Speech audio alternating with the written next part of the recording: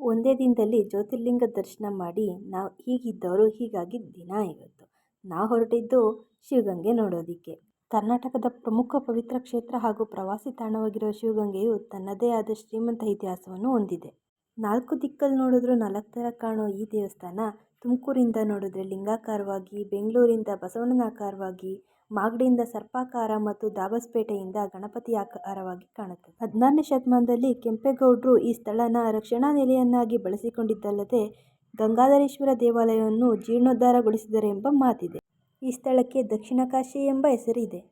ಈಚೆ ಇರೋ ದೇವರಿಗೆ ಕೈ ಮುಗಿದು ನಾವು ಹೊರಟಿದ್ದು ದೇವಸ್ಥಾನದ ಒಳಗಡೆಗೆ. ಗಣೇಶಂಗೊಂದು ಕೈ ಮುಗಿದು ಬೆಟ್ಟ ಹತ್ತೋದಕ್ಕೆ ಸ್ಟಾರ್ಟ್ ಮಾಡಿದ್ವಿ.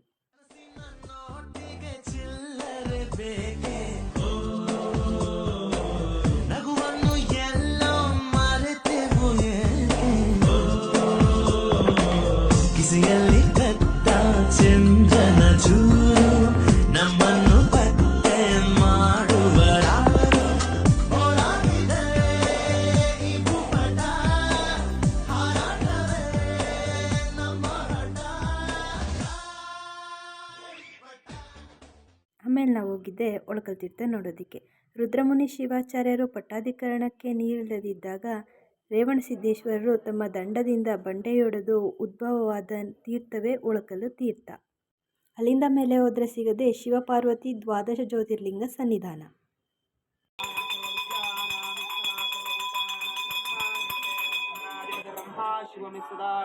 ಇಲ್ಲಿ ಗಣೇಶ ಸಮೇತ 12 ಜ್ಯೋತಿರ್ಲಿಂಗಗಳ ಸ್ಥಾಪನೆ ಮಾಡಿದ್ದಾರೆ. ಕೃಷ್ಣೇಶ್ವರ, ವೈದ್ಯನಾಥೇಶ್ವರ, ಭೀಮಾಶಂಕರ, ರಾಮೇಶ್ವರ, ನಾಗೇಶ್ವರ, ಕಾಶಿ ವಿಶ್ವೇಶ್ವರ, ಕೇದಾರನಾಥ, ಸೋಮನಾಥ, ಮಲ್ಲಿಕಾರ್ಜುನ, ಮಹಾಕಾಳೇಶ್ವರ, ಓಂಕಾರೇಶ್ವರ, ತ್ರಯಂಬಕೇಶ್ವರ ಹೀಗೆ 12 ಜ್ಯೋತಿರ್ಲಿಂಗಗಳ ಸ್ಥಾಪನೆ ಮಾಡಿದ್ದಾರೆ.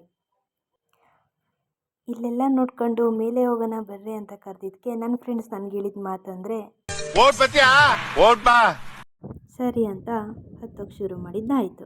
ಈ ಬಸವಣ್ಣನ ಗಿರಿ ಬಸಪ್ಪ, ಕೋಡ್ಗಲ್ ಬಸಪ್ಪ ಅಂತಲೂ ಕರೀತಾರೆ.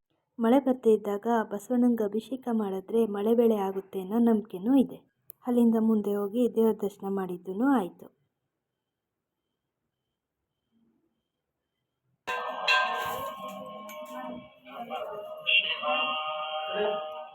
ಅಲ್ಲಿರೋದು ತೀರ್ಥಕಂಬ ಮತ್ತು ಉರಿಗಂಬ. ಸಂಕ್ರಾಂತಿ ದಿನ ತೀರ್ಥಕಂಬ ಹತ್ರ ತೀರ್ಥ ಬರುತ್ತೆ ಅಂತನೂ ಮತ್ತು ಉರಿಗಂಬದ ಮೇಲೆ ಕಾರ್ತಿಕ ಪೂರ್ಣಿಮೆಯಂದು ಗಿರಿದೀಪ ಹಚ್ತಾರೆ ಅಂತಲೂ 1131ರಲ್ಲಿ ಹೊಯ್ಸಳರ ದೊರೆ ವಿಷ್ಣುವರ್ಧನ ಪತ್ನಿ ಶಾಂತಲಾದೇವಿಯು ಇಲ್ಲಿಂದ ಹಾರಿ ಪ್ರಾಣತ್ಯಾಗ ಮಾಡಿದಳೆಂದು ಇತಿಹಾಸವಿದೆ. ಈಗೂ ಈ ಸ್ಥಳವನ್ನು ಶಾಂತಲಾ ಡ್ರಾಪ್ ಎಂದು ಕರೆಯುತ್ತಾರೆ. ಈ ಜಾಗ ನೋಡಿ ನನಗನ್ಸಿದ್ದೇನು ಅಂದರೆ